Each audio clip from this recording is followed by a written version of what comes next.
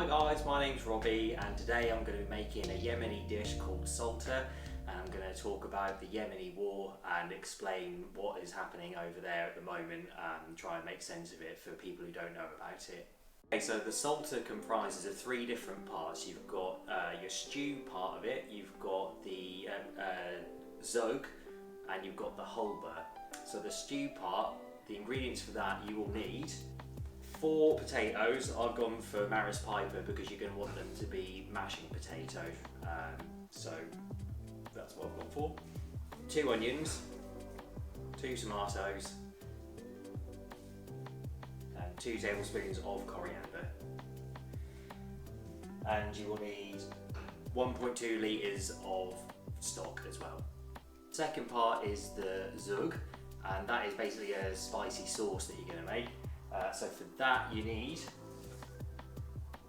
3 bunches of coriander. I hate coriander as well, but trust me, this is going to actually be nice. 2 cloves of garlic.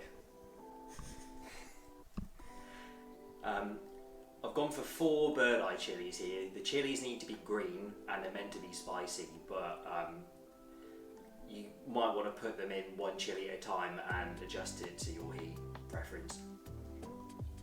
250 millilitres of olive oil. In here I have a teaspoon of cumin, a teaspoon of ground cardamom and a teaspoon of ground coriander. And the last thing we're going to make is the Hulbah, and for that you're going to need 2 tablespoons of ground fenugreek, it's sometimes called methi. You also need a small tomato, 1 green chilli, using the bird eye chilli again, 1 clove of garlic, and 1 tablespoon of lemon juice. You will also need to put in 2 tablespoons of the Zhug once you've made that as well. So the first thing you're going to want to do is add some water to the fenugreek. Give that a mix. So you need to whisk your fenugreek seeds so it's nice and smooth like this, and then let it sit for 1 hour at least.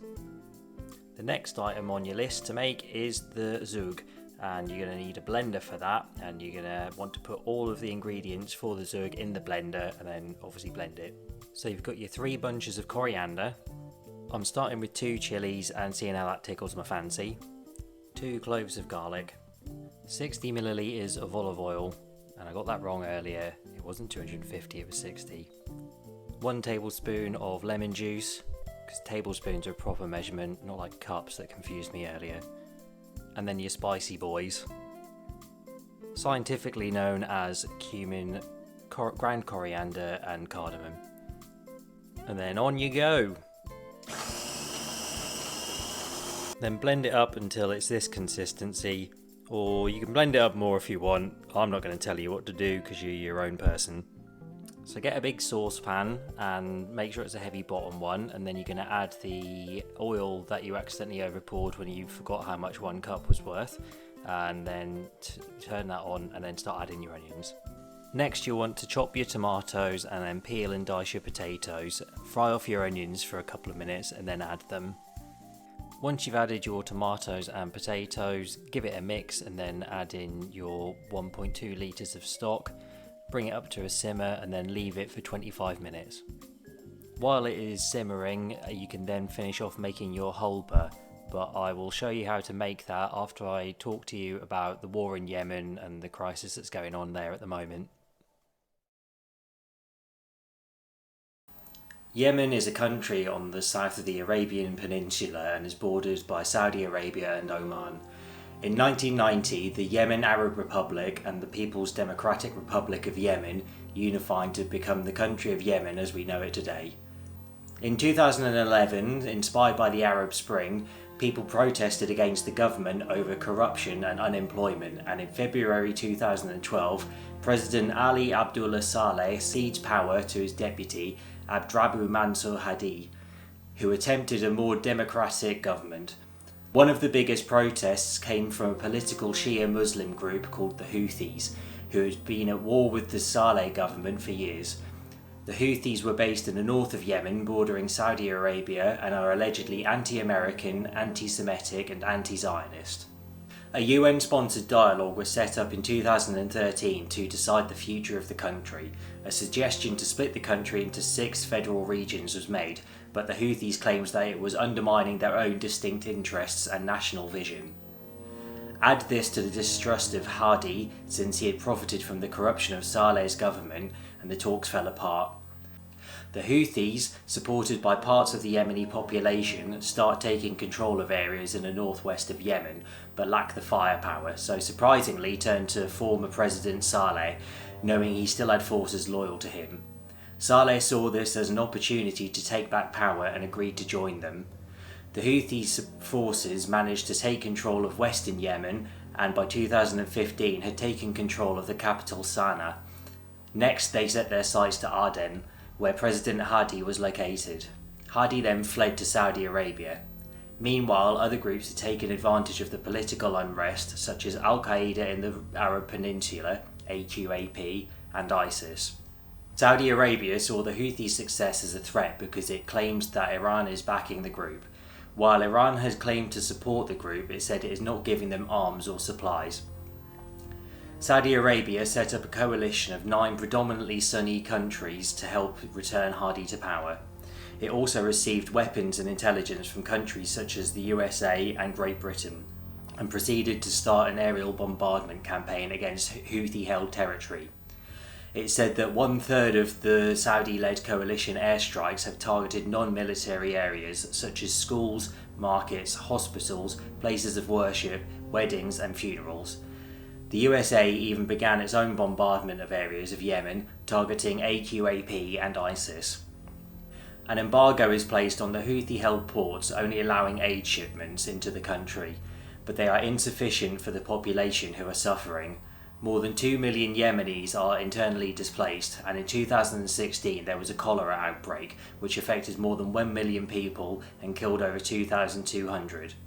7 million Yemenis, or a quarter of the population, are close to starvation, and 80% of the population rely on aid to survive. In 2018, the Houthis fire ballistic missiles into Saudi Arabia, which causes heavy retaliation. Mixing this with all of the embargoes on the country, and Yemen is now considered the world's worst humanitarian crisis. Countries like the USA and Great Britain took this as an opportunity to sell arms to Saudi Arabia for huge profits, and therefore have had a hand in airstrikes such as the one in Saltah in 2018, where a school bus was hit, killing 26 children and injuring 19. The airstrike in Dhama in 2019, where a detention centre was hit, killing at least 200 people, and warships striking starving fishermen in the port of Al Hudaydah in 2019, killing 47 of the fishermen. US President-elect Joe Biden has said that his administration will reassess the relationship between the US and Saudi Arabia, which he called a pariah in a primary debate last year. He has also said the US will no longer be supplying Saudi Arabia with weaponry. The UK government's selling of arms to Saudi Arabia was deemed unlawful last year, but the sale continued regardless. It has been alleged recently that British troops have been secretly deployed to defend Saudi Arabian oil fields. A way in which you can help stop the war is by writing to your members of parliament and telling them to oppose the government in selling arms to Saudi Arabia. Your local MPs have their email addresses on their websites for you to contact them.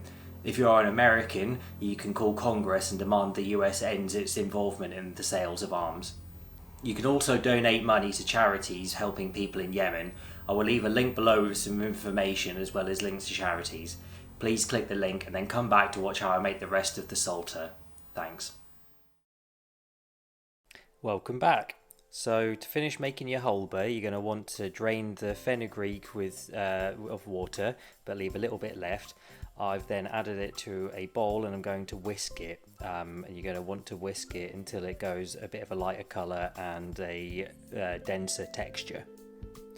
So after 10 minutes of whisking by hand, which I would not recommend, so get yourself an electric whisk if you can, you can hopefully see that this looks a bit thicker and a bit paler. So that's sort of the consistency you want to get it at.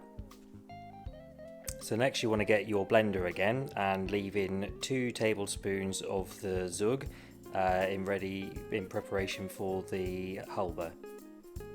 Add a tomato, add a clove of garlic, add a chilli, and add your fenugreek paste. Then finally add your lemon juice. Blend it all up until it is thick and frothy and smooth. You should be able to tell that it's done because you can see these bubbles forming right here. So after 25 minutes of simmering, your potatoes should be nicely cooked through, so get your potato masher and then start mashing it up in the stew. So what you'll definitely want to do here is use a metal potato masher in your nice non-stick pan, because if you scratch off the Teflon it actually adds to the flavour. So leave your saltah on the heat while you mash it, and then after you finish mashing it you're going to want to get your Hulbah and cover the top of the stew with the Hulbah and then let it loosen up off your spoon while it heats up, and sit on the top while it's heating. So now you've layered your Hulbah across the top of the saltah, you're going to want to leave that to cook for a little bit longer. So once you finish cooking your saltah, you are going to serve it up into bowls. So we'll grab a spoonful of the saltah, get some of that Hulbah that's on the top, pour that in, give yourself a couple of spoonfuls of it. Then you can add some more of the Hulbah, which hasn't been cooked. And then get your Zhug and put some of that in on the top as well. And here is the final product. Obviously you can see the Zhug and the Hulbah on the top there as well. Okay, so this is the final product, so let's have a little try of it.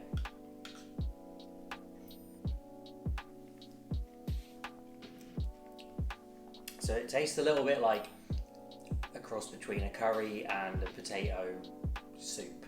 You've got the citrusy from the Zhug, from the coriander and the lemon in that, and the fenugreek kind of gives it an earthy sort of grassy flavour, which is really, really nice. I can't think of anything else that I've had that is like this, so I'd recommend giving it a go yourself, and it's delicious. Anyway, that's how you make saltah. So thanks for watching the video, guys. I'm going to be doing some more stuff from Yemen in the next few videos, and then I'll focus on somewhere else after that. So let me know what you thought of the recipe, and like and subscribe so you can see more of this. Bye!